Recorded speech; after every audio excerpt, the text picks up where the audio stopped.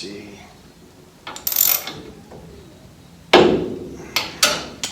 Where the hole was for the cotter pin. Alright, it may be too... The spacer may be too thick.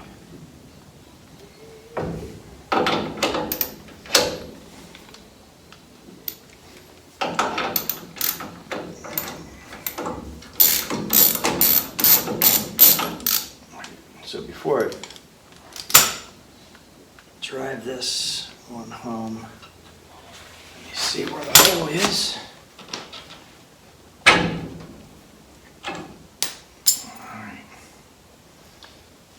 There it is.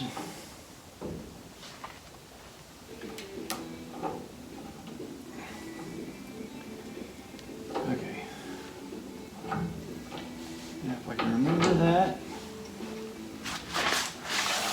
it'll be a miracle.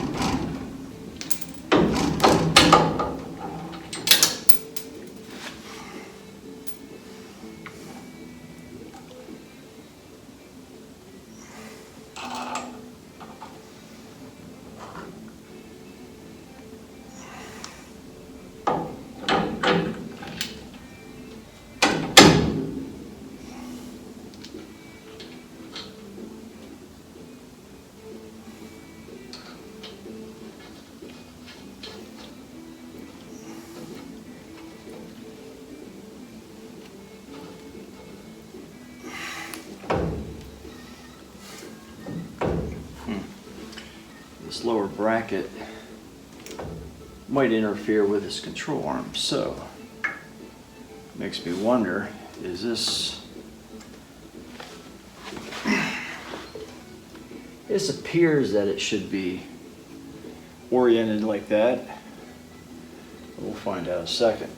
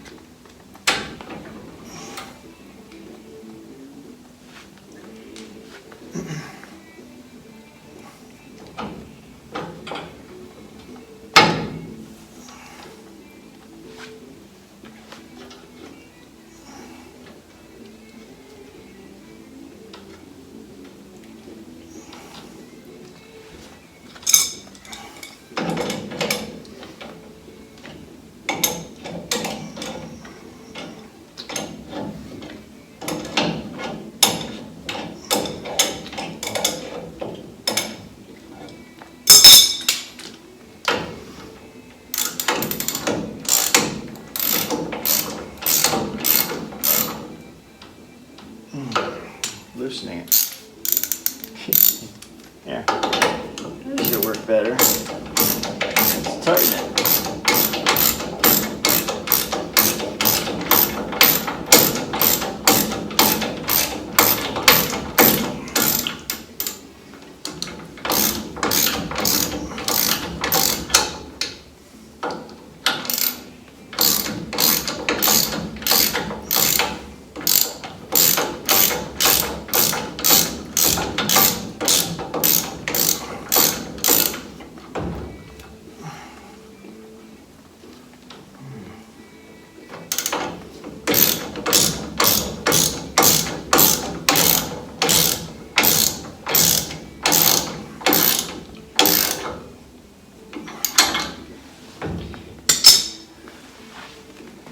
Now that boot is messed up here.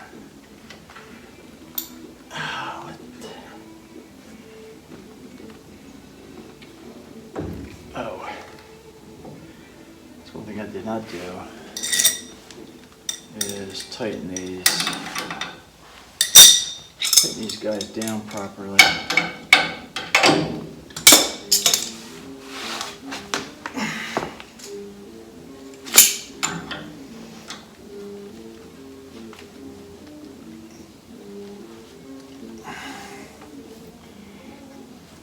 I need a larger wrench to tighten that.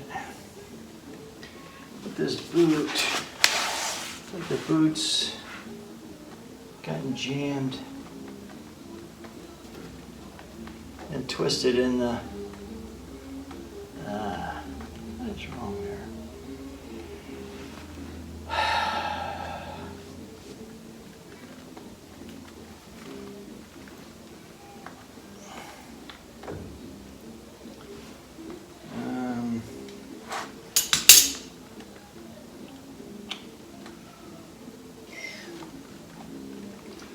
This one doesn't look quite right either.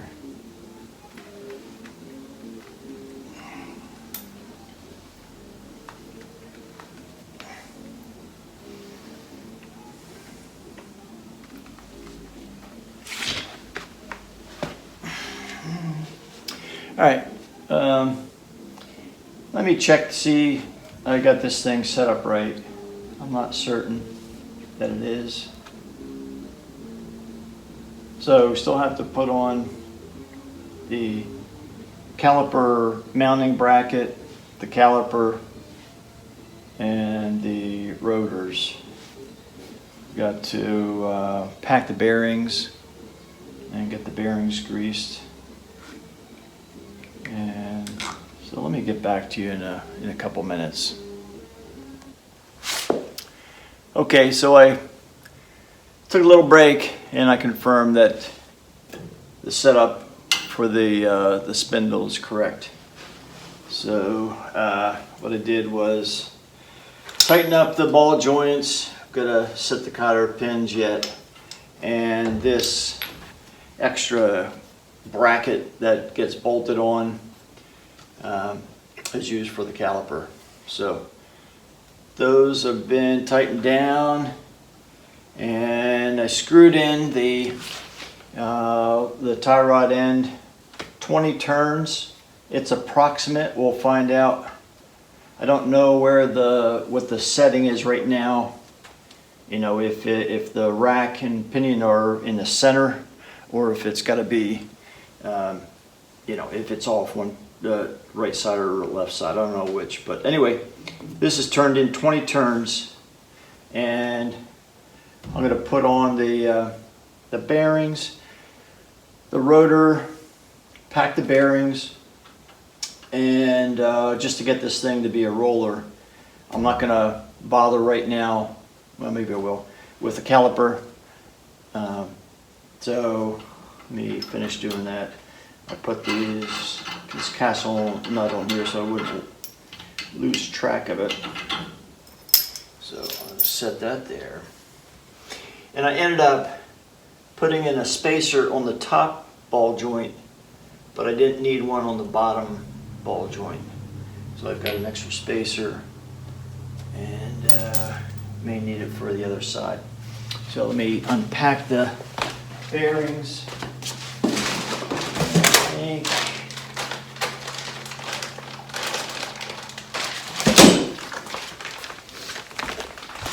think they're all here, so there should be a set for both wheels in this package. And this is a bearing and seal kit. So it is, I don't know if you can see that part number,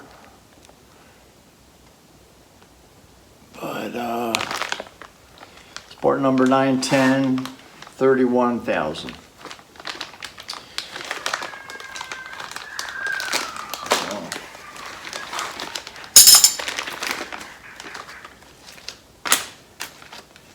So we have 2 adders and 2 inner bearings and a seal. So we've got a figure out how they go onto the hub, or the rotor.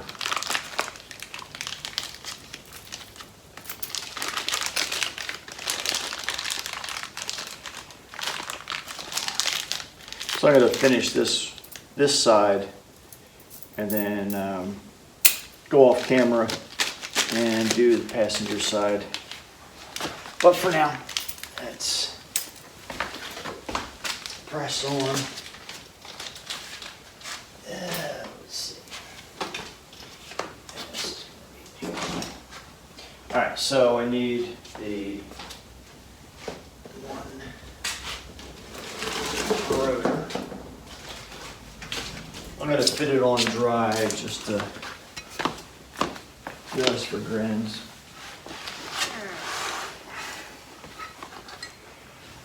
Let's see if you can see me up there. This seal goes on the inside.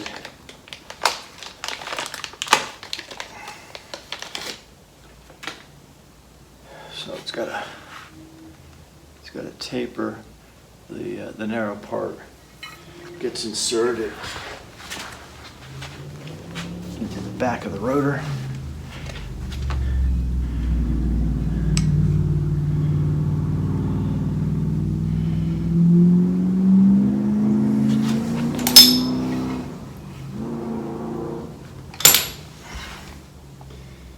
And I think what I'm going to do is get my seal presser just so I don't mangle this up.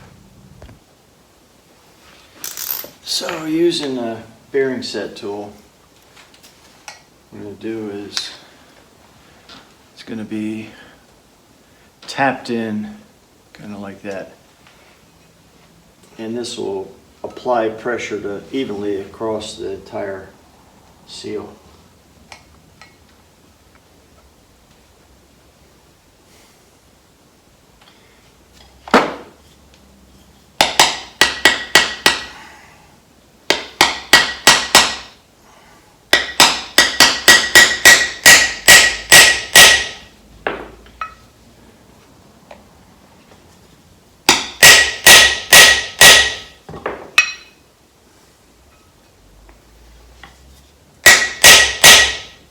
And that's it. So,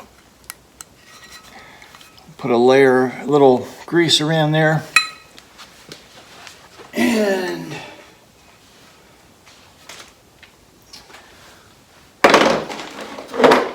we'll pack the bearings with this red tacky grease. Fortified with anti-seize, so it's good to 540 degrees, and yeah, this is what I've used for packing bearings. It's Lucas Red and Tacky.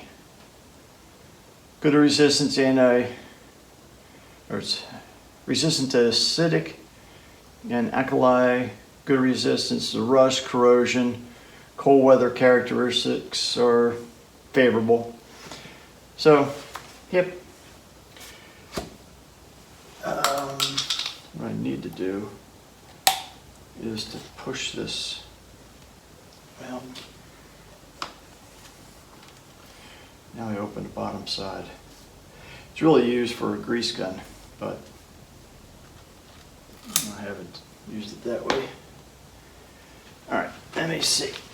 Let's just set these bearings in. I don't know if these bearings have to be pressed onto the spindle or not.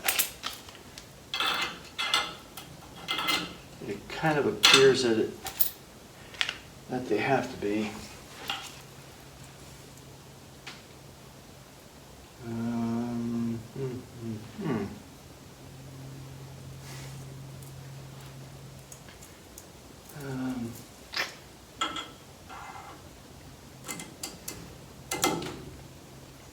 And one good way to do that is to warm up the bearings so it will expand the ring, so you can slip it right over top of the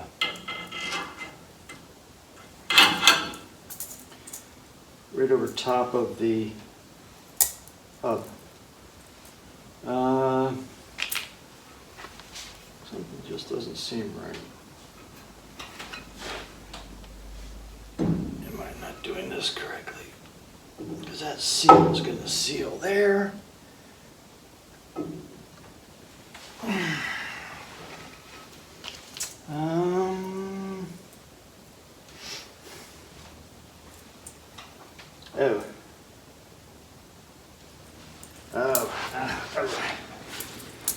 What I should have done was pack the bearing first, set the bearing in, but that doesn't.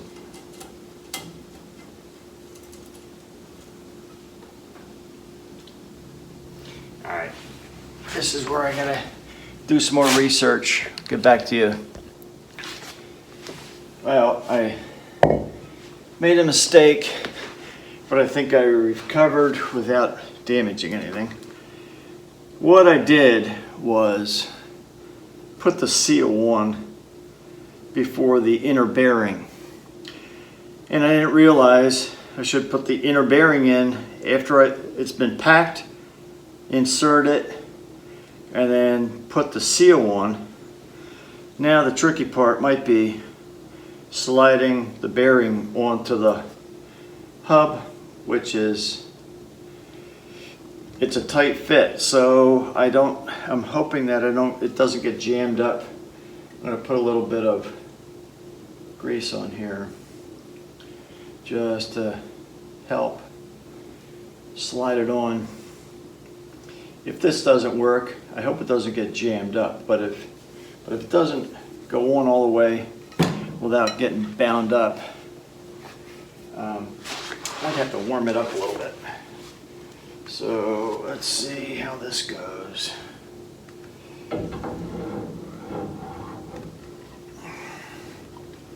I'm hoping it goes on easy, and yeah, it did. Cool. Phew. I was a little concerned there. All right, now I have to pack this outer bearing.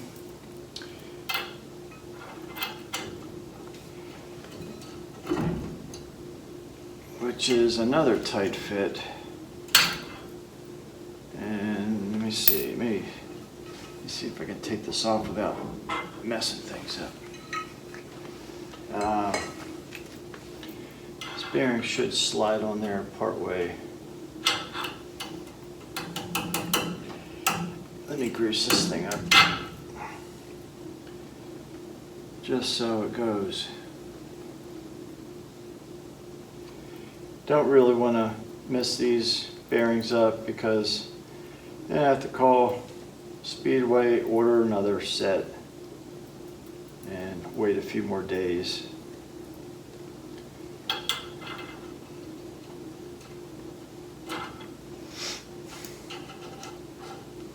Alright, that makes it easier to go on. Alright, so let me pack this, and then we'll pack the rest of the cavity once the wheel goes on. So the way I pack bearings is, well, I should have gloves on because this grease could be nasty for your system. Your skin absorbs everything, including whatever's in this grease. So, but for now, after I do this, I'll wash my hands quickly. So I take the gap, and you basically just squeeze the grease into the gap and keep working your way around. Add more grease. Push it in. You don't want to have these bearings dry at all. They need to be fully greased and lubricated, otherwise they're just going to burn up. Continue around the whole bearing.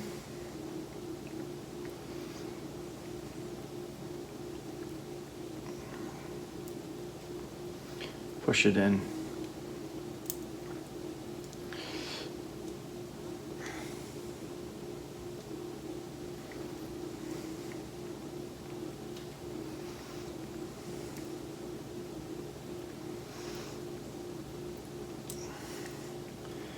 Grease the outer rollers.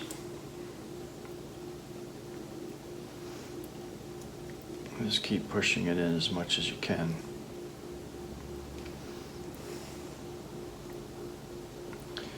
Right in that gap.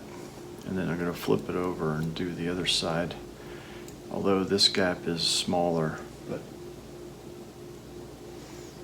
still try to force in as much as you can.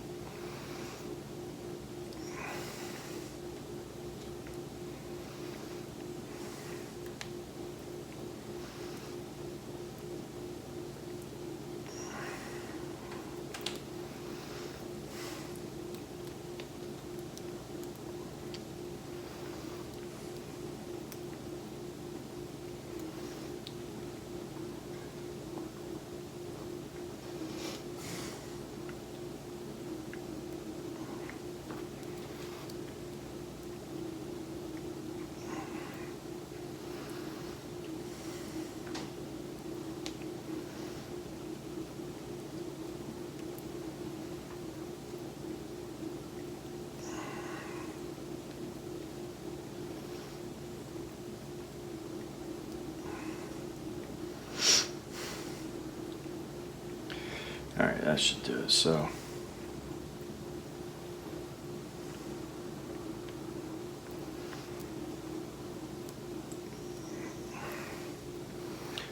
it should kind of look as gooey as possible with all that grease pushed into the gap, into that race and the bearings. So once that's done, gonna set it to the side, and now that my hands are all greasy again, don't touch the brake pad or the areas where the brakes are applied, but they'll get cleaned off anyway with some acetone and alcohol. So sit it up there. It may not want to stay. And I guess it would just be easier to use a grease gun to jam in a bunch of grease into this cavity. So let me go ahead and do that. And we'll finish putting this wheel on. Well, I just had a little minor mishap on this can of grease. I was circling and grabbing some grease with my finger, and this is a very sharp edge, and I sliced my finger. So cleaned it, put some peroxide on it, Band-Aid.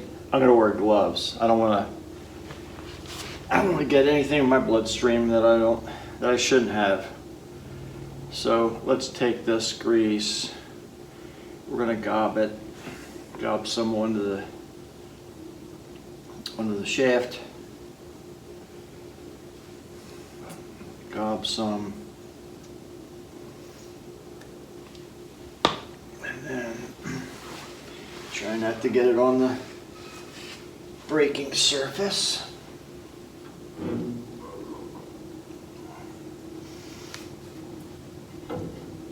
Put the rotor on if I can, if it doesn't jam up on the bearing, which it's doing.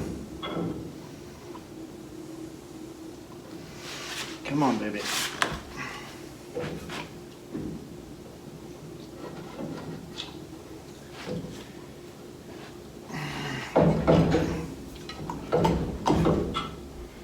Why is this not cooperating? There we go. It just just have to finesse it on. All right, now. Oops, sorry about that. Kicking the camera. All right, so gob grease in here. And like I said, it would have been easier with a grease gun.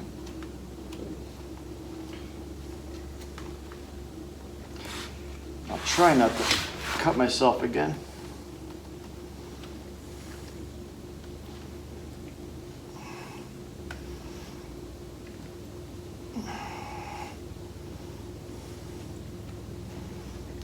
This is not the ideal way to do this, but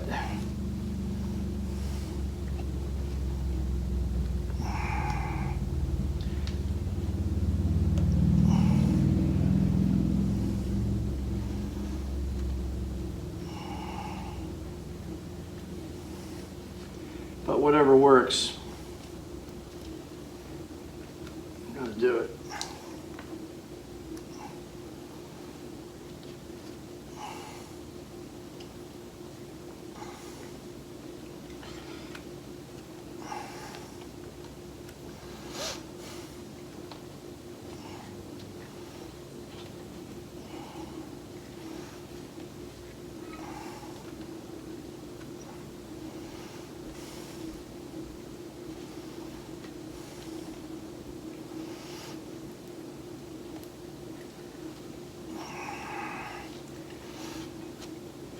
Okay.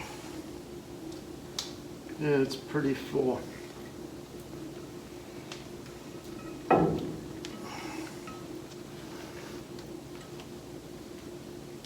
So, I've got the outer bearing ready. It's packed. Slide that in if I can.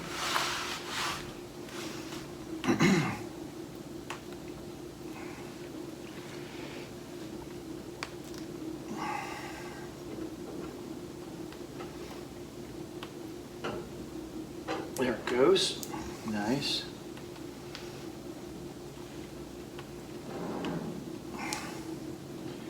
Nice. Keep the grease in there if you can. It's going to ooze out when we put the washer on, but it's okay.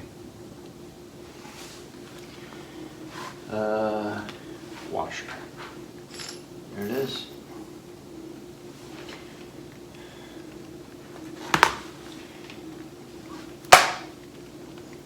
Let's see, where's the notch?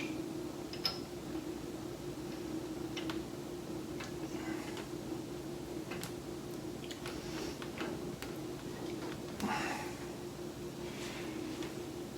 big castle nut.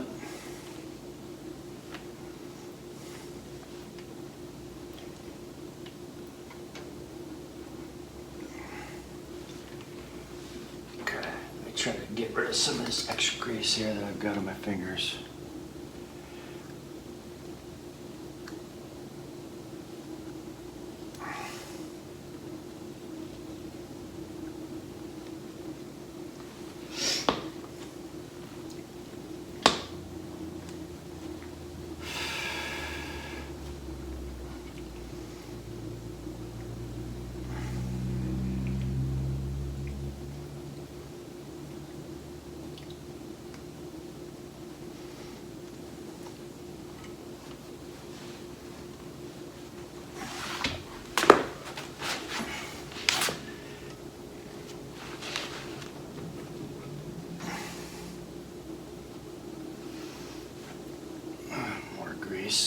Get rid of that.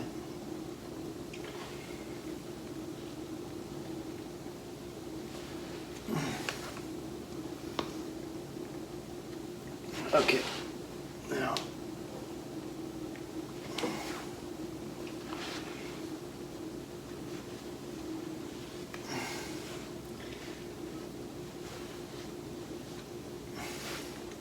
all right, so this has to be tightened just to the point where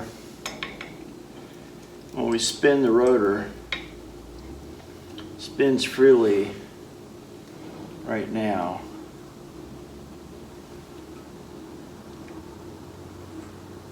just want it to be snug, the rotor being just a bit of resistance.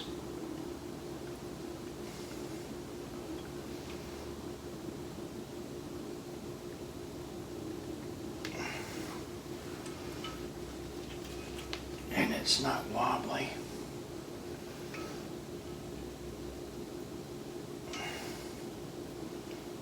Just a bit of resistance, and then back off the castle nut to line up the first hole. I think these were on the top side.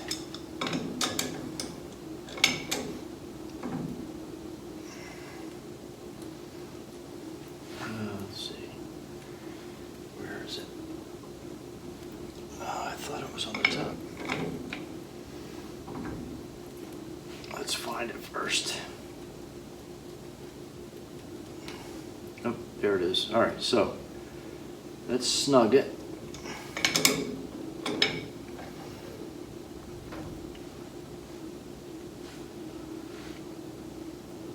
Just a bit of resistance. Back it off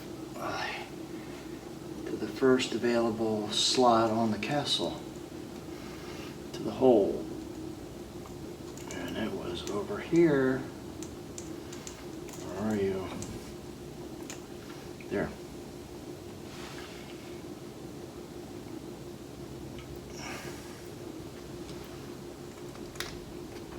Okay.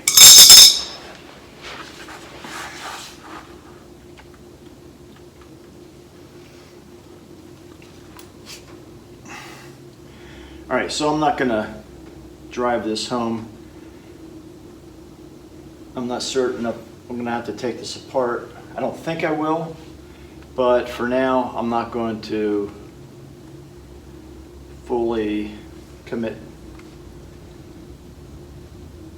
So,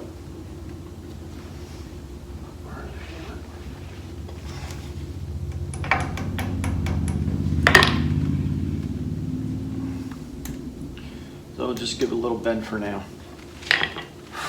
And that's it. This side is now a roller. I'm gonna work on the other side and then at least get this thing on wheels so I can roll it. I'll probably put the caliper on and the hose leading to the frame. I'm nowhere near ready to put on the brake hose. I don't even have a master cylinder in yet or anything that's cleaned up. So there's a lot to be done before that. But I just want to set this up so that I can kind of get it to be a roller, and then we'll get the rack aligned sort of close and make it symmetrical on both sides so that we're right in the middle of the steering range. So yeah, so that's basically it. So let me go do the other side and I'll get back to you. Well, we got both sides done. Driver's side, suspension, passenger side.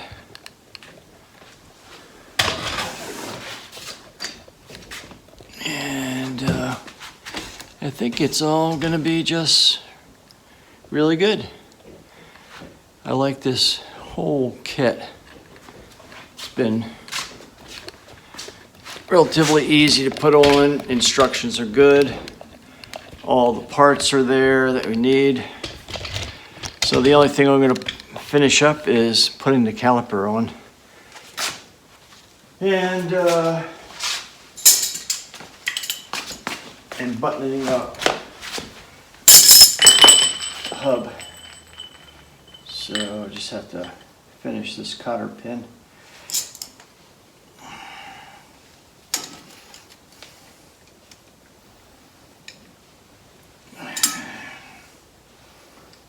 And then we can get some wheels on here and see what the stance is going to look like, which I'm really curious about, because that's the whole intention of changing the suspension because I couldn't really lower the solid axle and with leaf springs. Plus, it just is not a nice, easy. It's not a good ride. Control. You don't have.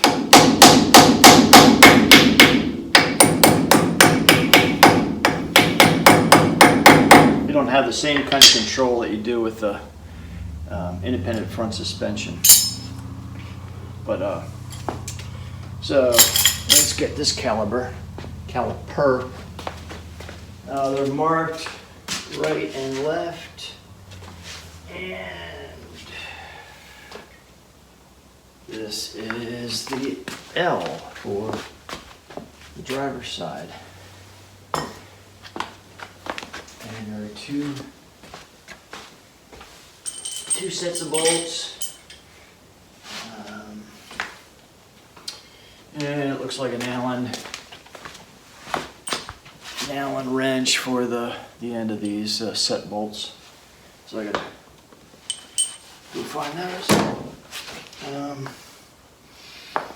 Typically, and what I think you should have is a rubber gasket. There's a rubber, kind of an O-ring, gasket O-ring on the inside of the caliper. So put a little bit of a dab of grease on them just to get a little lubrication so that these slides don't get hung up. And this is kind of tricky, trying to lubricate parts of this and not lubricate the brake pads. So I haven't wiped off the rotor yet, but I'm going to mount these, and then we'll clean up this rotor with some alcohol or acetone. So let's see, this goes on like so. The bleed, make sure your bleeder is on the top side, and we got these screechers on the disc pads, so that's going to go on the outside. Like so. And the other disc goes on the inside.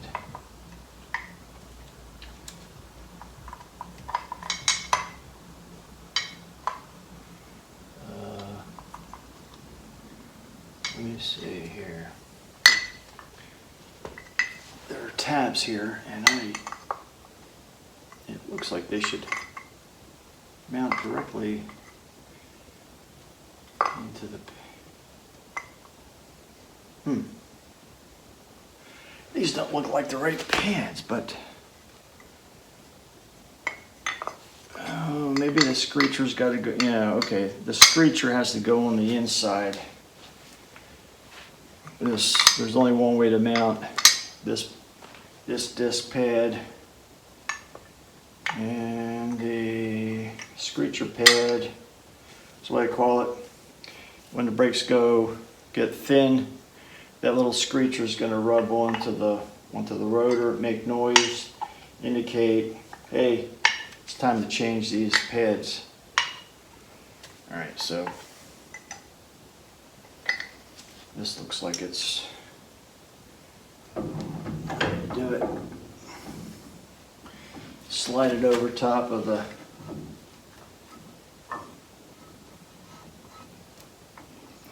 rotor, and these, let's see, side has the threads.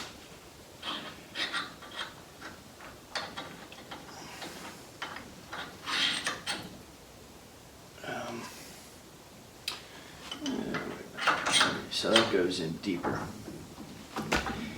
It should go in further.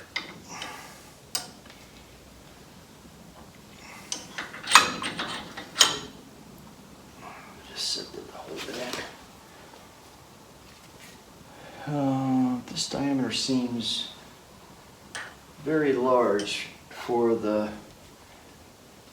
caliper that has an O-ring on it, but it might just need a little bit of force to get it to set it in.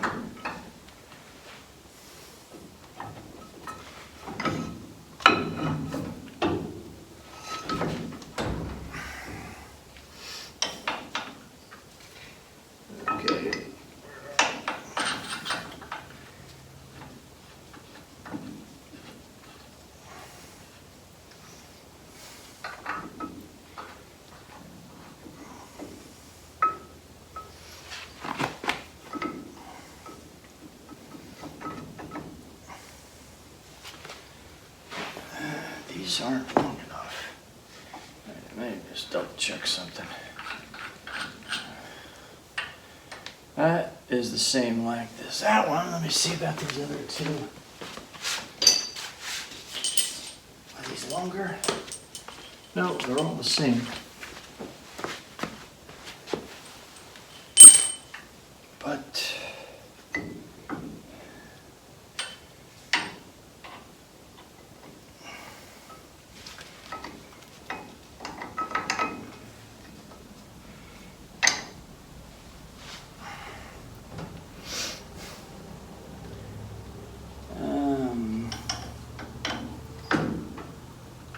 that's big enough.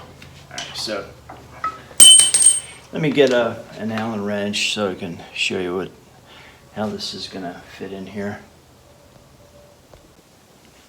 Okay, I found my Allen wrench. These pins are pretty snug, so they're smooth, and they're meant to slide when the disc pads wear. This is going to shift. It could shift either way, so you want to make sure that these have a little bit of anti-seize on. In fact, I'm going to use anti-seize instead of this grease. But disc pads,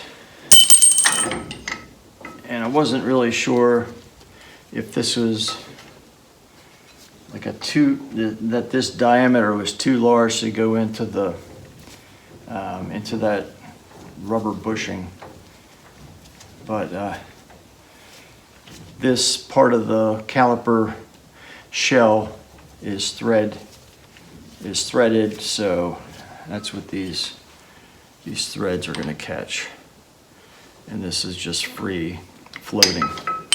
But this because of the disc cylinder is all the way open, these are loose right now. Once we get a pressure on the line, they'll close and they should stay put. So just put this one in loosely, get it started at least. Yeah, put a little bit of anti-seize on them. Okay, let me get that.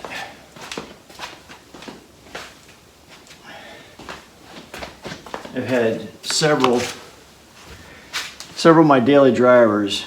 My wife's Jaguar, and I had a Toyota Camry that they were corroded and they stuck, so the caliper wouldn't float like it's supposed to, and it was causing a problem. So just put a little bit of anti-seize on. It's gooey, it's messy, but it works. And a little bit on this end too, through that hole.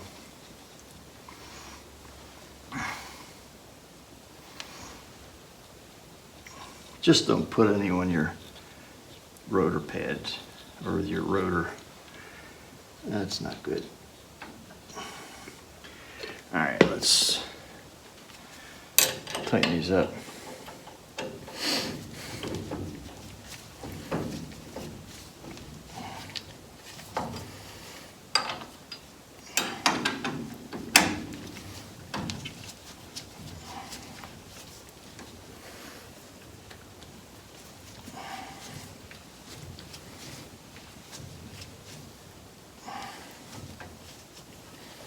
fact, what I should have done was put a little bit on the threads, but too late now. It's fine. It's gonna be good enough.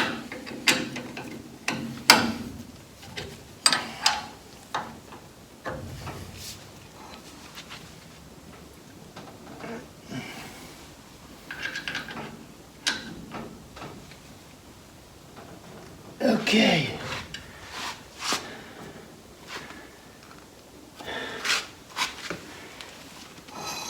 All right.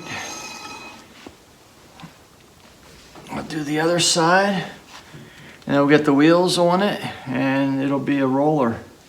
Then we'll figure out, we don't have all the weight on the front end, so we can't measure the camber yet.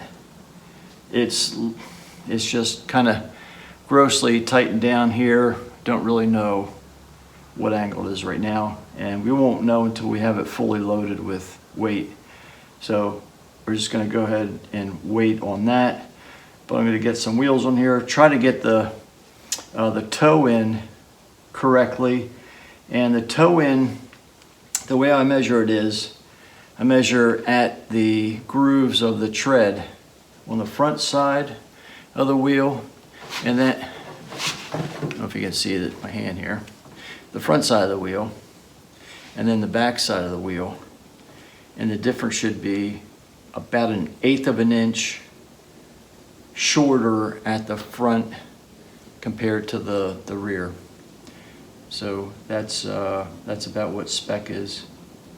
And then camber and caster. Caster is pretty much set right now, although you can twist the upper control arm and you can move the top edge of this control arm back or forward a little bit. So you can change the caster. And so all that's got to be measured and then set. So let me get this other caliber on the wheel, and then we're going to go get the wheels and put them on. So this is what I've been waiting for. I've got both sides, drums on, calipers on, and I am going to put my wheels on. We're going to check out the stance, see how much lower we can get it. Originally, at this bracket for the running boards, it was about 13 inches, and that was with, you know, all the old wheels on, the old suspension on the front end. And so now we want to just see how much we can get this thing lowered even without the engine in it. So yeah, he doesn't want to look yet, but he's going to shortly.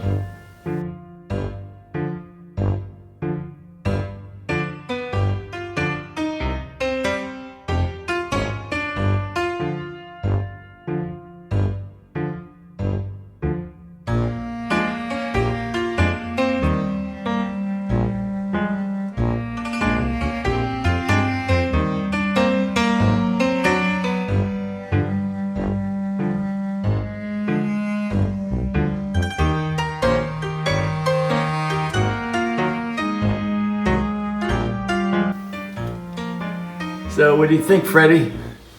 Did we get it lower?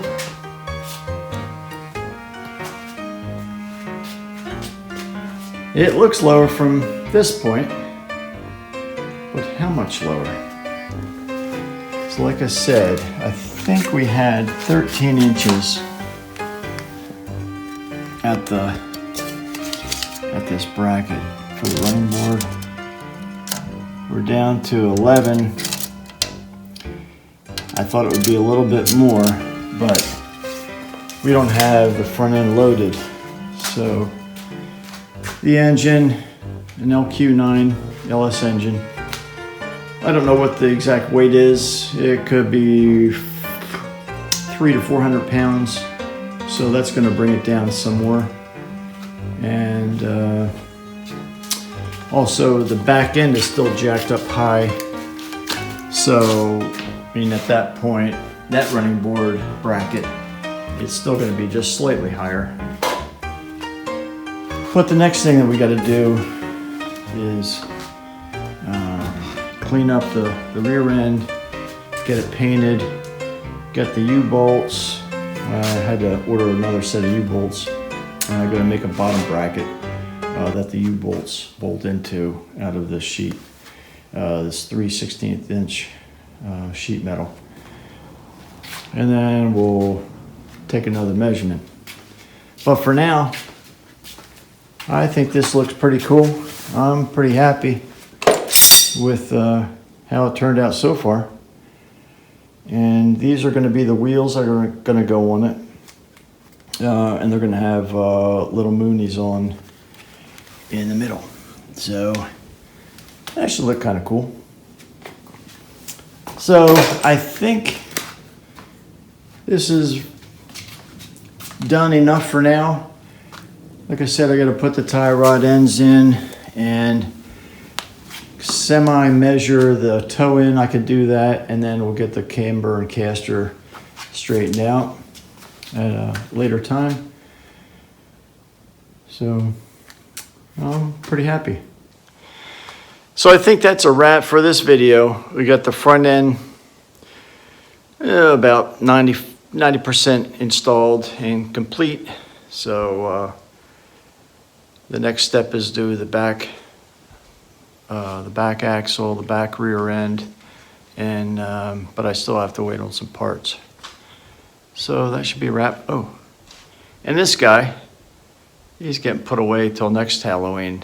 So anyway, thanks for watching. I appreciate your support. If you like, would you hit the like button and hit subscribe if you haven't already, and notifications. So anytime I put out another video, I will you'll get notified through YouTube. Yeah, things are going well here on the 51 Ford pickup, and we'll see you the next time. Thanks.